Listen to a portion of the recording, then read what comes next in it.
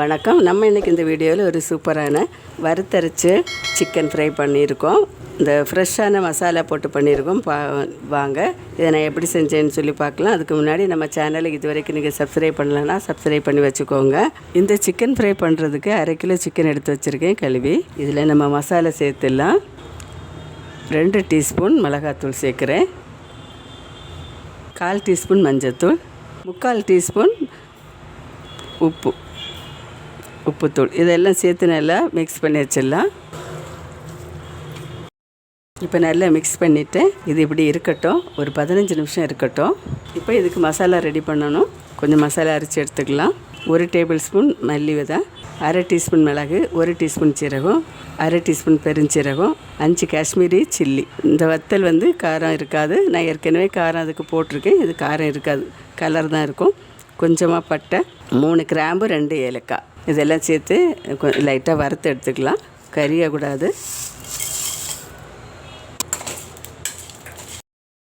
இப்போ இது வறுத்தது போதும். இது ஆறட்டும்.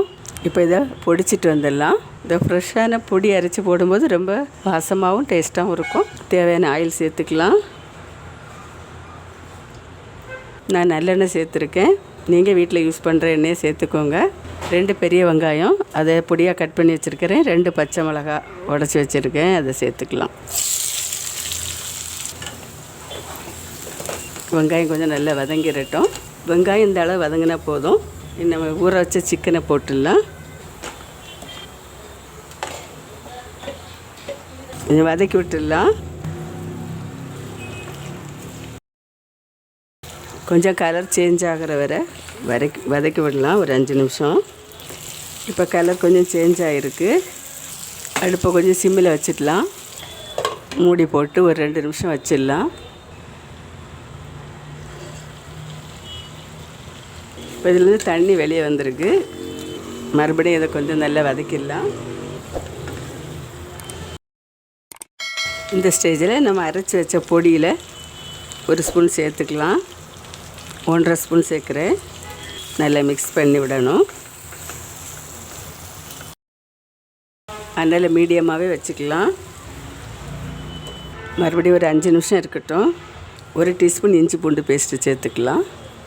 நல்லா கலந்து விட்டுக்கலாம்.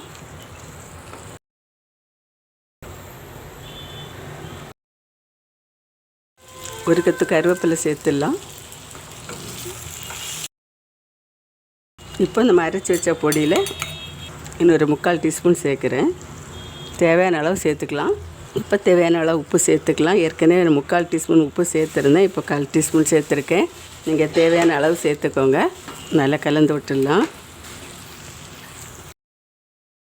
இது எண்ணெய் கொஞ்சம் மூடி வச்சுட்டு ஒரு 5 நிமிஷம் வேக விட்டுடலாம். இருக்கட்டும். அடுப்பை சிம்மில் வச்சிடலாம். 5 நிமிஷம் ஆயிட்டு நல்லா வெந்தாச்சு. இடையில ஒரு தடவை நான் கலந்து விட்டேன். ஒரு இடையே அப்படி வைக்கக்கூடாது. கொஞ்சம் மல்லியெல்லாம் போட்டுடலாம். இந்த ஃப்ரெஷ்ஷாக அரைச்ச மசாலா போட்டு நம்ம ஃப்ரை பண்ணால் ரொம்ப வாசமாகவும் டேஸ்ட்டாகவும் இருக்கும். நீங்களும் ஒரு தடவை இது மாதிரி ட்ரை பண்ணி பாருங்கள். மறுபடியும் ஒரு நல்ல ரெசிபியோடு நான் உங்களை சந்திக்கிறேன். மறக்காமல் லைக் பண்ணுங்கள், கமெண்ட் பண்ணுங்கள், சப்ஸ்கிரைப் பண்ணுங்கள். நன்றி. God bless you. இவ்வளோதான். சூப்பராக ரெடி ஆயிடுச்சு. ரொம்பவே நல்லா வாசமாக இருக்குது. நல்லா வெந்திருக்கு. டேஸ்ட் எப்படி இருக்குன்னு பார்க்கலாம். ரொம்ப டேஸ்ட்டாக வாசமாக ரொம்ப நல்லா இருக்குது. நீங்களும் வீட்டில் ட்ரை பண்ணுங்கள். இதை இனி ஒரு பவுலுக்கு மாற்றிடலாம்.